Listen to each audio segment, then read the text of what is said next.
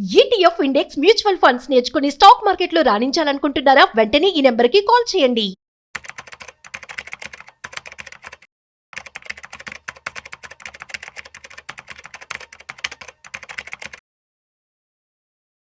అపార్ట్మెంట్లో ఫ్లాట్ కొనడం మంచిదేనా? సో చాలా మందికి ఈ మధ్య మనం చూస్తూ ఉన్నాము, ఫ్లాట్ కొన్న తర్వాత చాలు లైఫ్ సెటిల్ అయిపోయిందన్నట్లు హ్యాపీ అవుతూ ఉంటారు. కానీ 20 ఏళ్ల తర్వాత ఫ్లాట్ పరిస్థితి ఏంటి, దాని విలువ ఎంత?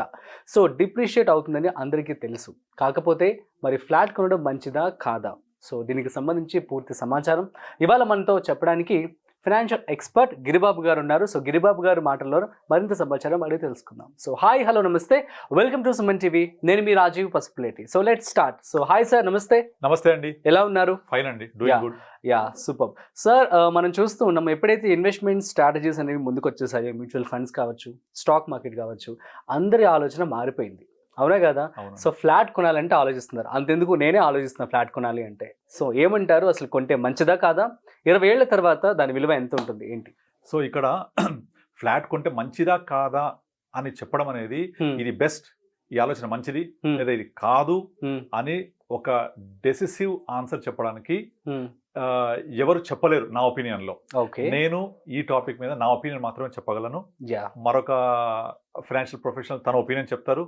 బట్ అల్టిమేట్ గా ఈ వీడియో చూసే వాళ్లకు వాళ్ళ పర్సనల్ పర్సెప్షన్ తీసుకోవాలి. అంతేకాని ఇది కరెక్ట్ ఇది తప్పు అని నిర్ణయించే అధికారం ఎవరికి లేదు, అలా ఎవరు నిర్ణయించలేరు కూడా. So this my disclaimer. కనుక ఈ నేపథ్యంలో నా ఒపీనియన్ ఏంటి, మంచిదా కాదా, తీసుకోవడం బెటరా కాదా, నా ఒపీనియన్ మాత్రమే నేను మీతో షేర్ చేస్తాను. ఓకే, ఇది ఎవరెవరి పర్సెప్షన్ బట్టి వాళ్ళు దాన్ని అర్థం చేసుకోవాలి. ఓకే, ఇప్పుడు రీసెంట్ గా మీకు డింక్ అనే ఒక కాన్సెప్ట్ వచ్చింది, విన్నారా? DINK. జస్ట్ గూగుల్ చేయండి, డింక్, అంతే, ఏమొద్దు. Double income no kids. Okay, double income no kids అంటే నాకు ఆదాయం ఉంది, నేను ఉద్యోగం చేస్తున్నాను, నా భార్యకి ఆదాయం ఉంది, ఉద్యోగం చేస్తున్నాము, మాకు కిడ్స్ వద్దు. సింపుల్ గా తెలుగులో చెప్పాలంటే ఇది వెస్టర్న్ ఐడియాలజీ, వెస్టర్న్ కల్చర్. ఇండియాకి ఇంపోర్ట్ చేసుకుంటున్నారు చాలా మంది youngsters, young couple, software engineers లాంటి ప్రొఫెషనల్స్ లో ఇది వచ్చేసింది. డబుల్ ఇన్కమ్ నో కిడ్స్ అనే కాన్సెప్ట్. ఈ కాన్సెప్ట్ ఏం చెప్తోందంటే, మాకు పిల్లలు వద్దు, మేమిద్దరం, మాకు కుక్క పిల్ల, మేము ఎక్కడ ఉంటాము ఈ టైంలో, ఉద్యోగం చేసే దగ్గర. రేపు పొద్దున మా జాబ్ బెంగళూరు వస్తే అక్కడ వెళ్ళిపోతాం, నోయిడాలో వస్తే అక్కడ వెళ్ళిపోతాం, లేదా మేము జాబ్ చేయాలని ఇష్టం లేదు, చేయము. మాకు వచ్చే ఇన్కమ్ ని మేము దాన్ని సేవ్ చేసుకుంటూ ఉంటాం. ఎక్కడ? ఫైనాన్షియల్ అసెట్స్ లో మాత్రమే. మాకు అవసరమైనప్పుడు వాడుకుంటాం.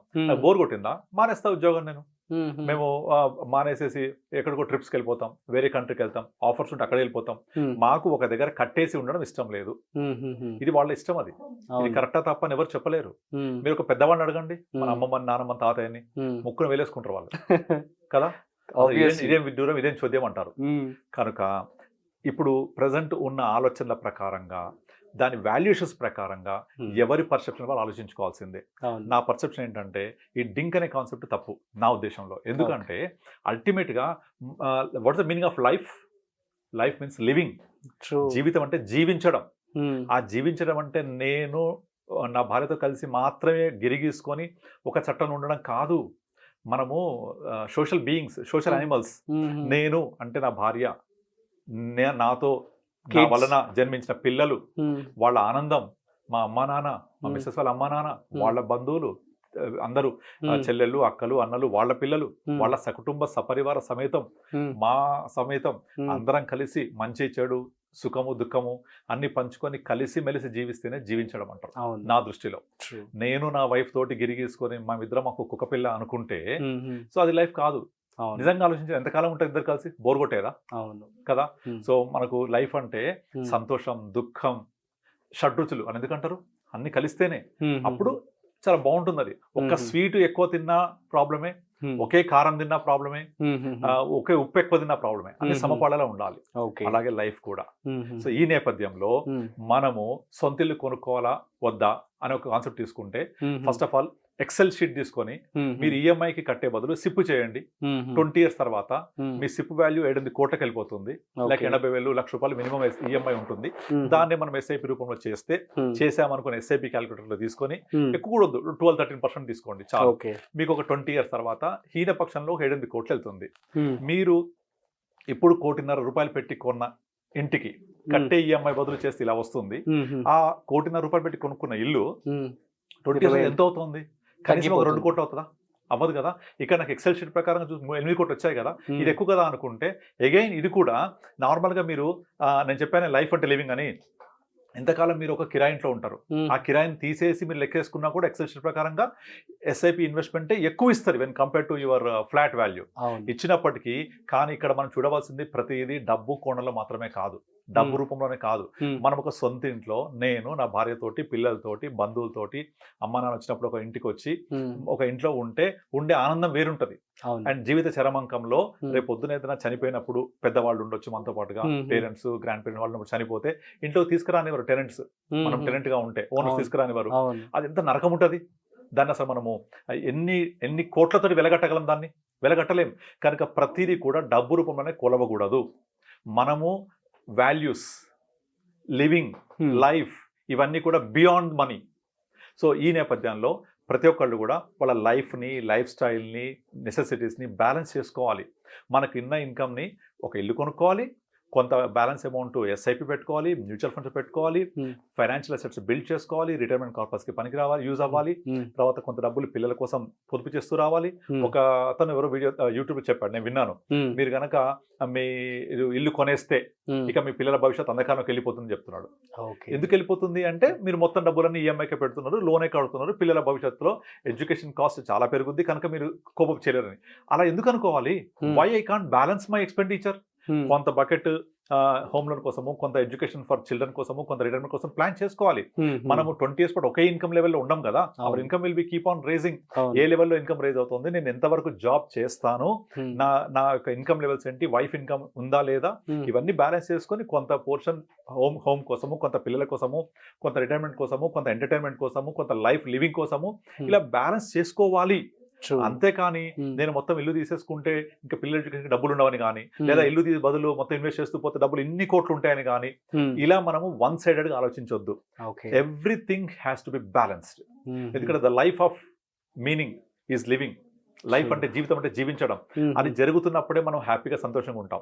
సో నా దృష్టిలో ఒక మనిషి 2 టార్గెట్స్ కోసం పనిచేయాలి. ఒకటి, రాత్రి అవ్వగానే నిద్రపోతే నిద్ర రావాలి, దానికోసం కష్టపడద్దు. అంటే మైండ్ లో సమస్యలు తిరుగుతూ ఆర్థిక సుడిగుండంలో చిక్కుకొని నేను ఇంకా ఎంత ప్రాబ్లమ్స్ ఉంటాయి, ఇంకెప్పుడు అప్పు తీర్చాలనే విధంగా ఉంటే నిద్ర రాదు.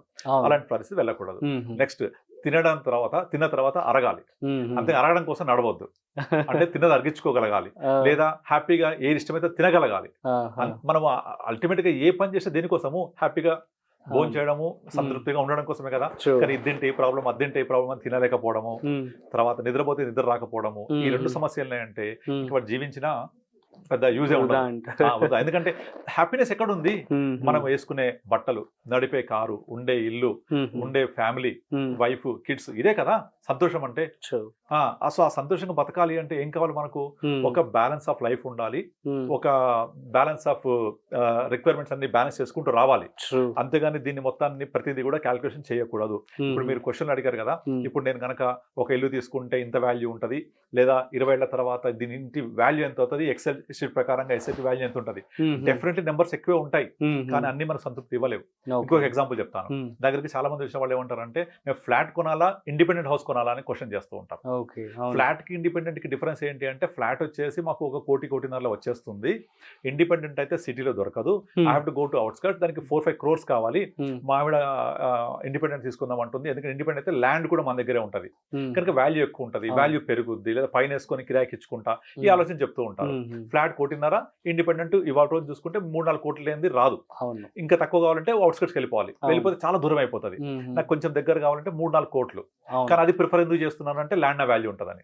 ఇక్కడ నా క్వశ్చన్ ఏంటంటే, మీరు అల్టిమేట్ గా ఒక ఇండిపెండెంట్ ఇంట్లో ఇప్పుడు 3 కోట్లు 4 కోట్లు పెట్టుకుంటే డెఫినెట్లీ ల్యాండ్ వాల్యూ పెరుగుద్ది. అది వాల్యూ 4 కోట్లు అవ్వచ్చు, 5 కోట్లు అవ్వచ్చు, 6 కోట్లు అవ్వచ్చు. నిజంగా చెప్పండి, ఆ 10 కోట్లు అయిందనుకుందాం, ఒక ఇంటి వాల్యూ ఇండిపెండెంట్ వాల్యూ ఏం చేస్తారు దాంతో? 10 కోట్లతో మీరు పేపర్ మీద ఉండడమే కదా. దాన్ని మీరు ఎప్పుడైనా రియలైజ్ చేసుకుంటారా? డబ్బుల్ని అమ్ముతారా? ఎప్పటికీ అమ్మరు. ఎందుకంటే నేను ప్రేమతో కొనుక్కునే ఎవరు అమ్మరు. ఎందుకోసం అంటే నా నెక్స్ట్ జనరేషన్ కి, మా పిల్లల కోసం అనుకుంటారు కదా. మీ పిల్లల కోసం అనుకున్నప్పుడు వాళ్ళకి ఇల్లు నచ్చుద్దా?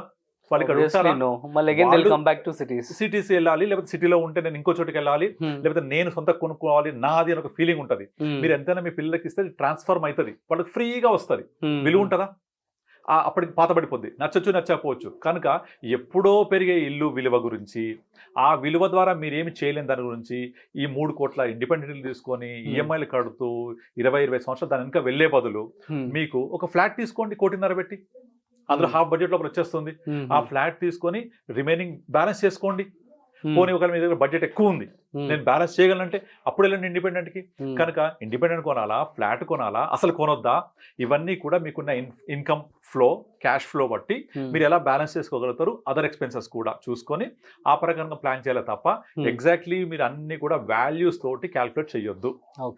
మీరు ఎస్ఐపి పెడితే ఎక్కువ వస్తుంది కనుక ఫ్లాట్ వద్దు, నో, రాంగ్ నోషన్ అది. అన్ని బ్యాలెన్స్ చేయాలి.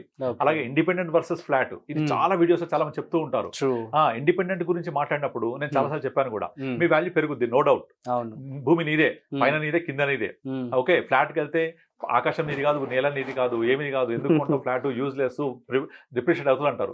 ఇండిపెండెంట్ కొనుక్కో, పర్వాలేదు, కొంచెం ఎక్కువ పెట్టి కొనుక్కో, 3 కోట్లు పెట్టి. ఎస్, కొనుక్కుంటా. ఏం చేయాలి, కొనుక్కున్న వాల్యూ పెరిగిందా నేను రియలైజ్ చేయగలుగుతాను లైఫ్లో, నేను ఎప్పటికి ఉండడమే కదా. మరి అంత బర్డన్ నేను కనుక తీసుకుంటున్నానా, నేను దాన్ని ఎఫర్ట్ చేయగలుగుతాను అని మాత్రమే చూడాలి తప్ప ఇండిపెండెంట్ వాల్యూ పెరుగుద్ది కదా అని చూసుకుంటే చివరకు ఇబ్బంది పడేది మనమే. కనుక నాకు ఇల్లు కావాలి అనుకున్నప్పుడు ఫ్లాట్ కూడా వెళ్ళొచ్చు. రెంట్ కంటే బెటర్గా ప్లాన్ చేసుకోండి. ఇక్కడ రెంట్ కడితే ఒక 20,000 30,000 ఉంటుంది కదా రెంట్, కొంచెం యాడ్ చేసుకొని ఈఎంఐ కట్టుకోండి. అట్లా మనము సొంత ఇంటి కోసము బడ్జెట్లో ప్లాన్ చేసుకోవాలి తప్ప అలా ఉండాల్సిందే కంపల్సరీ. ఎందుకంటే this will give you happiness living. మన సొసైటీలో చాలా మంది ఒక ఇల్లు కొనుక్కుంటే బాగుపడరా అంటారు, అది ఇల్లు అమ్మితే చెడిపోయాడరా అంటాడు, వాడు అమ్మేసుకున్నాడు అంటాడు, నెగిటివ్ మాట్లాడుతూ ఉంటారు. అది సొసైటీలో ఉండనే ఉంది కదా. మనం సొసైటీతో కలిసే పోవాలి. కానీ ఆ నలుగురు ఎవరో నన్ను అంటారని చెప్పేసి మనం ఫీల్ అవ్వద్దు, లేదా వాళ్ళకు మెప్పించడం కోసం ట్రై కూడా చేయొద్దు. నలుగురిని మెప్పించాలని ట్రై చేస్తే ఎప్పటికీ మెప్పించలేరు. You can't impress your neighbour any time, అవునా కదా. ఎప్పటికీ ఇంప్రెస్ చేయలేవు నైబర్ని, ఎందుకు మనం ప్రయత్నం చేయడం. So you have to think about your self, what I'm doing. ఇప్పుడు ఈ ఎక్సెల్ క్యాలిక్యులేషన్ చేస్తే డెఫినెట్గా నెంబర్స్ మంచిగా కనపడ్డా కూడా నాకు సాటిస్ఫాక్షన్ ఎక్కడ వస్తుంది, నెంబర్స్లో వస్తుందా, నేను ఉండే ఇంటి వల్ల వస్తుందా. ఆ సాటిస్ఫాక్షన్ లేకపోతే మనము ఏం చేసినా కూడా అది కరెక్ట్ కాదు. This is my opinion. So కొంతమంది ఇప్పుడు డింక్ అనే కాన్సెప్ట్ చెప్పా కదా, ఆ డింక్ అనే కాన్సెప్ట్ వాళ్ళు ఒప్పుకోకపోవచ్చు నేను చెప్పింది. వాళ్ళకి నెంబర్లే కావాలి, మేబీ రైట్ వాళ్ళ కోసం. ఎందుకంటే వాళ్ళకి అసలు పిల్లలే వద్దనుకుంటున్న వాళ్ళు, నేను ఎక్కడ ఉంటారో తెలియదు వాళ్ళకు, ఎక్కడో సిటీలో ఉంటాను, నార్త్ మిజరబుల్ లైఫ్ ఏమో అది. మీరే అంటారు మిజరబుల్ అని, వాళ్ళని అడగండి ఒకసారి. For them it is happy, I'm not bond. మా పిల్లోడు ఇక్కడ స్కూల్ వస్తూ ఇక్కడ స్కూల్ కోసం స్ట్రిక్ అయిపోవాలి, నేను వాడికి స్కూల్లో 10th వరకు చదువుకోవాలి, నేను ఇక్కడే ఉండాలి. They don't want to compromise their perception. కనుక ఇక్కడ ప్రతి ఒక్కళ్ళు కూడా ఈ వీడియో చూసేవాళ్ళు నేను చెప్పేది ఏంటంటే, మీరు ప్రతిదీ కూడా వాల్యూ టర్మ్స్ లో, అది రూపీస్ టర్మ్స్ లో మాత్రమే కాకుండా మీకేం కావాలి, మీరు ఎలా ఉండాలనుకుంటున్నారు, మీరు ఏం చేయాలనుకుంటున్నారు, మీ యొక్క సంతృప్తి ఎక్కడుంది, మీ యొక్క లైఫ్ లివింగ్ అనే కాన్సెప్ట్ ఎక్కడుంది అనేది చూసుకుంటూ బ్యాలెన్స్ చేసుకోవాలి. నా పర్సనల్ ఒపీనియన్ అడిగితే తప్పకుండా ప్రతి ఒక్కరు ఇల్లు తీసుకోవాలి. నేను కూడా నా కెరియర్ స్టార్ట్ అయిన తర్వాత నాకు కొంచెం ఒక 20,000 నేను అఫోర్డబుల్ వచ్చిన తర్వాత ఫస్ట్ నేను ఇల్లే తీసుకున్నాను నేను. ఎందుకంటే ఇల్లు తీసుకుంటే అదొక సాటిస్ఫాక్షన్, అది నాకంటూ ఒక ఇల్లు ఉంది, ఎక్కడ తిరిగి వచ్చినా నా ఇంట్లో నేను హ్యాపీగా పడుకుంటాను. అది కిరాయి ఇంట్లో ఉంటే రేపు పొద్దున నా ఓనర్ చెల్లిపోమంటే మనము ఇప్పుడు యాక్చువల్గా మీరు అడుగుతారు మీరు ఏ ఊరు అంటారు, ఫలానా ఊరు, మీరు ఏ ఊరు, ఏలూరు. మీరు కొన్నారు ఏలూరు ఏమన్నా? కొనలే కదా. కానీ నాది, నా ఊరు అన్న ఫీలింగ్ ఉందా, ఆ ఫీలింగ్, నా ఇల్లు నాది, ఆ ఫీలింగ్. మాది కొత్తగూడెం, మాది కొత్తగూడెం చెప్తాను నేను అందరికి. కొత్తగూడెం అనగా నాకు పులకరిసిపోతుంటది ఒళ్ళంతా. ఈ నేమ్స్ లో కూడా 2 పేర్లు, ఫాదర్స్ నేటివ్ ప్లేస్ మనం చెప్తూ ఉంటాం. ఫాదర్దే జనరల్, మనం పుట్టిన ఊరు, చదువుకున్న ఊరు అదే కదా మంది. నేను కొనలే కదా, నా సొంతం కాదు కదా అది. నా సొంతం అంటే ఏంటి, నేను ఉన్నాను అక్కడ, ఆ మన ఓన్నెస్ అనే feeling. Same with home also, అక్కడ అలా తీసుకోవాలి తప్ప క్యాల్కులేట్ చేయకూడదు దీన్ని. అవును. సో కొంతమంది నచ్చకపోవచ్చు నేను చెప్పింది, బట్ నా ఒపీనియన్ ఏంటంటే ఆలోచింప చేస్తుంది. నాది అంటే నేను, అంటే నేను మాత్రమే కాదు, మేము, మనం, ఆ మనం ఫీలింగ్ రావాలి అంటే అందరిని కలుపుకొని పోవాలి. అందరిని కలుపుకొని పోవాలంటే మనం ఒక్కరు నచ్చుకునేలా కాదు, 10 మంది నచ్చేలా కూడా మనం పనిచేయాల్సి వస్తుంది ఒక్కోసారి. అంటే అల్టిమేట్లీ ఒక వ్యక్తికి లైఫ్ అంటే లివింగ్, అది ఎక్కడ దొరుకుతుంది, ఆ లివింగ్నెస్, ఆ హ్యాపీనెస్. Try for that. నా ఫీలింగ్ ఏంటంటే, మీకు 10 కోట్లు ఉన్నా, ఎన్ని కోట్లు ఉన్నా కూడా మార్నింగ్ తినేదా 4 ఇడ్లీ, మధ్యాహ్నం ఇంత లంచ్, రాత్రి 2 చపాతి కదా, ఇదే కదా ఎవరు చేసినా సరే. అది మనకు హ్యాపీగా ఉన్నప్పుడు మనము సాటిస్ఫాక్షన్ ఎక్కడ వస్తుంది, ఇంకా నా దృష్టిలో అయితే మనం మన బిహేవియర్, మన ఫ్రెండ్స్, మన సర్కిల్, మనం వేసుకునే బట్టలలో ఉండే హ్యాపీనెస్, నడిపే కారు, ఉండే ఇల్లు, ఇవే కదా. సో అలా మనం హ్యాపీగా ఉంటే చాలా అనిపిస్తుంది నాకు. సో మనం ఫ్యూచర్ కి ప్లాన్ చేసుకుంటూ వెళ్ళాలి. That's what I do with every one. నా దగ్గరికి వచ్చే వాళ్ళందరికీ రిటైర్ అయిన వాళ్ళు ఉంటారు కదా, వాళ్ళు రిటైర్ అయిన వాళ్ళు 6 years వయసు వచ్చినప్పుడు వాళ్ళ దగ్గరికి వచ్చినప్పుడు మా దగ్గర డబ్బులు ఉన్నాయి, మేము దాచుకుంటాము, మేము క్యూములేటివ్ గ్రోత్ లో పెడతామంటే నేను తిడతాను, వద్దని చెప్తాను నేను. అరే మీరు ఎందుకండి 60 సంవత్సరాలు వచ్చిన తర్వాత ఇంకా మీరు మూడేసి డబ్బులు పెంచి ఎవరికి ఇవ్వాలి? మీ పిల్లల పెళ్లిళ్ళు చేయాలి, ఏమన్నా ఇంకా లైబిలిటీస్ ఉన్నాయా? లేనప్పుడు హ్యాపీగా ఎంజాయ్ చేయండి. 60 సంవత్సరాల దాకా వచ్చారు లైఫ్ లో, నోరు కట్టేసి కడుపు కట్టేసుకొని ఇన్ని చేశారు కదా, ఇప్పుడైనా జీవితాన్ని జీవించండి అని చెప్తా నేను. అంతేగాని ఎట్టి పరిస్థితుల్లో మూడేసి చేయొద్దు.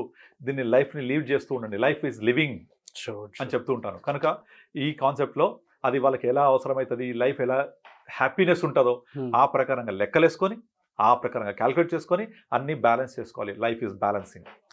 Super sir, thank you so much.